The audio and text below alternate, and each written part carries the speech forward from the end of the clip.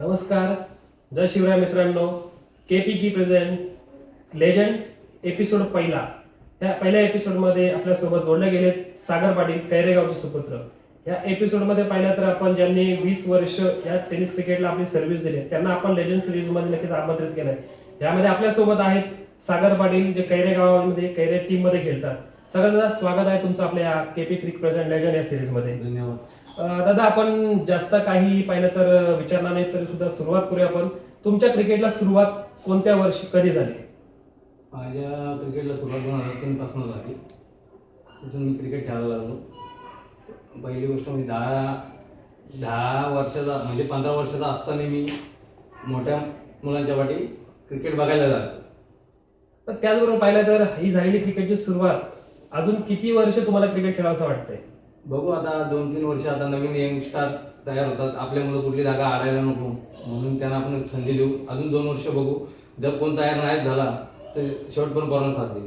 त्याचबरोबर दादा पाहिलं तर तुमच्या काळचं क्रिकेट म्हणजे 2010च्या आधीचं क्रिकेट आणि आताचा काय फरक जाणवतो? तेव्हा क्रिकेट म्हणजे समज 18 बॉल 18 रन तरी असेल तर डिपेंड व्हायच्या. आता 18 बॉलला 60 रन पण मारायची मग आताची बॉलर करतात. म्हणजे क्रिकेट फास्ट झालंय. बॉलरला किंमत राहिली नाही. जो बॉलर म्हणजे बॉल काढेल तो आज बॉलर फॉर्मला येईल. त्यासोबत सागर दादा, आपण या लेजंड सिरीज मधले पहिला एपिसोड आणि पहिल्या एपिसोडमध्ये तुम्हाला आमंत्रित केलंय. त्यामध्ये आपण आता सुरुवात करूयात आपल्या रॅपिड फायर क्वेश्चनकडे. सागर दादा, तुम्ही जेवढा क्रिकेट टेनिसचा तुमच्या सोबत खेळलेला आहे, त्याचबरोबर तुमच्यासोबत बरेचसे ग्रामीणचे क्रिकेटर, त्याचबरोबर तालुका हाफचे क्रिकेटर, ओपनचे क्रिकेटर खेळले. तुमचा या संपूर्ण तुमच्या टेनिसच्या करिअर मधला आवडीचा फलंदाज कोण? संपूर्ण तुमच्या टेनिस विश्वामधला आवडीचा? टेनिस विश्वामधला जास्त आवडीचा प्लेअर म्हणजे माझा आकाश तारेकर आहे. कारण की तो कधी कुठल्या गोष्टी बोलून दाखवत नाही. संयमाने खेळतो. कोणाची जास्त काय बोलत नाही. आपलं काम करतो बॅटिंग करून आणि दाखवतो. आवडीचा गोलंदाज कोण? आवडीचा गोलंदाज होता सुधीर कांडे. त्याला एक्सप्रेस म्हणायचे. रायगड एक्सप्रेस. रायगड एक्सप्रेस. कारण की त्याच्या बॉलिंगला एवढा वेग होता. कारण की आम्ही लहानपणी पण जायचो ना बघा त्यांच्याच. जास्त करून मी ओला असो पारगाव असो तिकडे नाईट मॅच बघायला आम्ही खूप जायचो. तेव्हा आम्हाला क्रिकेट समजायला लागलं का बाबा प्लेअर काय असतं ना, ओपन लॉट काय असतो ना, तालुका लॉट काय असतो. त्यातून आम्ही शिकलो. त्यासोबत तुमची आवडीची टुर्नामेंट कोणती?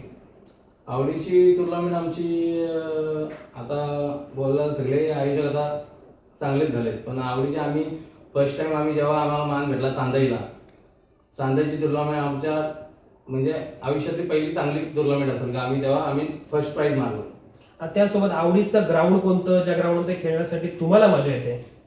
आवडीचं ग्राउंड म्हणजे केडिया गार्डन होतं माझगावचं. अच्छा. तिथे आमचे म्हणजे दर हप्त्याला आम्ही नंबर मारायचो. मग त्यासोबत कैरे टीमचा असा एखादा कोणता क्षण आहे तो तुम्हाला नेहमी आठवणीत राहील? आता केडिया ग्राउंड गेलाय माझगावच्या पुढे पौचच्या ग्राउंडच्या इथे. तिथे आम्हाला डिफेंड 6 बॉलला 3 रन पाहिजे म्हणजे त्यांना समोरच्या टीमला पाहिजे होते. आम्ही रोखल्या त्या 24 बॉल 24ची मॅच होती. आमचा स्कोरच नाही झाला. शेवटच्या ओव्हरला आमचा स्कोर आला तेव्हा आम्ही मॅच टफ करायला गेलो. तेव्हा आमच्या यंग रॉयल पाटील त्यांनी 6 बॉल 3ची मॅच 1 बॉल 2 आणली आणि ती मॅच आम्ही जिंकलो. त्यासोबत जर पाहिलं तर सगळ्यांना तुम्ही जेवढं क्रिकेट खेळले त्याच्यामध्ये तुमच्या स्वतःची एखादी कोणती अशी इनिंग असेल की तुम्हाला नेहमी लक्षात राहील आयुष्यभर? आयुष्यभर लक्षात म्हणजे जेव्हा मी सुरुवात केली ओपन खेळायची, मी जस्ट फिल्डर म्हणून मी टीममध्ये प्रवेश केला. वाशुरीच्या ग्राउंडवर मला संधी दिली माझ्या सिनियरनी. तेव्हा मी त्या संधीचं सोनं केलं. पहिले मी 50 तिथं मारली हातमुरली बरोबर. तेव्हा मी टचमध्ये आलो तेव्हा माझं नाव. अच्छा, म्हणजे ती तुमच्या आठवणीतली इनिंग आहे तेव्हा सागर पाटील नाव रूपाला. अच्छा अच्छा. त्यासोबत सागर जर पाहिलं तर तुम्ही आज क्रिकेट खेळता त्यामध्ये तुम्ही खालापूर तालुक्याचं एक प्रतिनिधित्व करतात. मग खालापूरमध्ये एक रसायनी विभाग पडतो, एक खोपोली विभाग पडतो. मग या दोघांमध्ये तसं पाहायला गेलं तर क्रिकेट क्षेत्रामध्ये बरंचसं अंतर आहे. मग नियमावलीमध्ये असेल किंवा खेळाडूंच्या काही गोष्टींमध्ये असेल. पण तुम्हाला या 2 विभागांमध्ये कोणता विभाग जास्त आवडतो? साहजिकच आपल्या रासायनिक विभागात आमची पहिली कमिटी होती. तेव्हा आम्ही कमिटीत नियम आणि रासायनिकमध्ये नियमावली खूप चालते.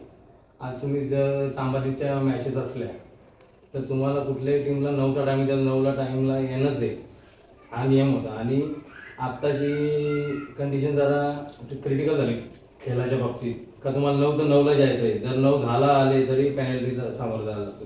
कारण खेळाडूंना पण ह्या गोष्टी समजायला पाहिजे का बाबा आपली मॅच आहे, जरा लवकर कुठल्या यांना पण आपल्या आयोजकांना पण आपण सपोर्ट करायला. त्यासोबत साधारणतः पाहिलं तर क्रिकेट खेळताना बऱ्याच मोठमोठ्या टुर्नामेंट तुम्ही खेळता. पण माझा असा एक प्रश्न आहे, सेमीफायनलच्या आधीच्या मॅचला कॉम्प्रो करणं ही गोष्ट कितपत योग्य आहे ही गोष्ट अयोग्य आहे? तुमच्या मते काय आहे? साधारणतः कॉम्प्रो तर नाहीच केला पाहिजे सेकंड मॅचला. पण जर ज्या जीवाचे असतील, मित्र असतील, रोज उठणं वाटणं असणं खेळणं, तर त्या गोष्टी आपण प्रोडक्ट पैशापेक्षा मोठा नाही क्रिकेट. एक खेळ म्हणून आपण मित्र खेळ खेळून आपण करतो कॉम्प्रो.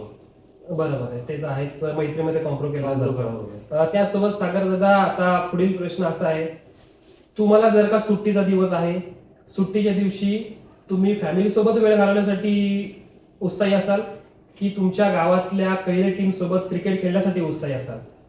आता मी माझ्या नात्यातली लग्न सोडली क्रिकेट पाहिजे, म्हणजे या तारखेला लग्न आहे ना आमची टीम आहे, अशी कुठलीच गोष्ट नाही आली. मी पहिले क्रिकेटला मान्य देतो, म्हणजे पहिले सन्मान क्रिकेटचा. कारण क्रिकेटमुळे माझी ओळख आहे. जर आपण नसलो तर विचारणार सागर कुठे, हे गोष्टी कुठे, पण माझी पोरं पण मला सपोर्ट करतात. आणि मी पहिले क्रिकेटला मान्यता देतो, कारण मी क्रिकेटमध्ये खूप काही गमवलं. साहजिक आहे, म्हणजे तुम्ही क्रिकेटला सर्वात पहिले प्राधान्य देता. त्यासोबत सागर दादा, तुम्ही सांगितलं अजून 2-3 वर्ष तुम्ही खेळणार, त्यानंतर तुम्ही नवीन जे तुमचे खेळाडू त्यांना एंट्री देणार. मग त्याच्यानंतर तुमचा कैरे टीमसाठी कोणत्या प्रकारे तुम्ही सपोर्ट देणार? कैरे टीमला तर माझा सपोर्ट असतो. पहिली गोष्ट म्हणजे आमचा सिद्धू पॅकर आहे. आता आम्ही एवढी टुर्नामेंट खेळतो, कुठल्या गोष्टी आम्हाला नाही का बाबा इथे नको, टीम टाकू तिथे नको. तुम्हाला जेवढा खेळायचा तेवढा खेळा, फक्त आपला गेम वाढवा, आपल्या गावाचं नाव वाढवा, हेच त्याच्याकडनं अपेक्षित असतो. त्याच्यामुळे आम्ही प्रत्येक गोष्टी, मी जरी नसलो टीममध्ये तरी सिद्धूला कैरेला आम्ही सपोर्ट करणार आणि शेवटपर्यंत पोरांना होऊच देणार. खूप चांगल्या प्रश्नांची तुम्ही उत्तर दिली. सागर दादा, या खालापूर तालुक्यामधले जेवढे खेळाडू आहेत त्यांना काय संदेश द्याल? संदेश एवढाच आहे की फक्त आयोजकांना सपोर्ट करत जा, प्रत्येक खेळाडूची रिस्पेक्ट ठेवा, कुठल्याही गोष्टीत गोष्टी करू नका, जेणेकरून क्रिकेटला कुठं कमीपणा येईल, एवढंच सांगू शकतो. धन्यवाद दादा. हे होते आपल्यासोबत सिद्धू 11 कैरे संघाचे सागर पाटील, ज्यांनी पाहिलं तर तब्बल 20 पेक्षा जास्त वर्ष क्रिकेटमध्ये आपली जी पाहिलं तर योगदान दिलंय. आणि योगदान चांगल्या प्रकारे दिल्यानंतर नवनवीन खेळाडूंना खेळण्याची संधी मिळते. नवीन खेळाडू अशाच प्रकारे लेजंडरी खेळाडूंकडून पाहून शिकतात. तर आमच्या एपिसोड पहिल्यामध्ये तुमचं नक्कीच पाहिलं तर स्वागत होतं, आभार व्यक्त करतो. पहिल्या एपिसोडला इथे समाप्ती करतो. धन्यवाद.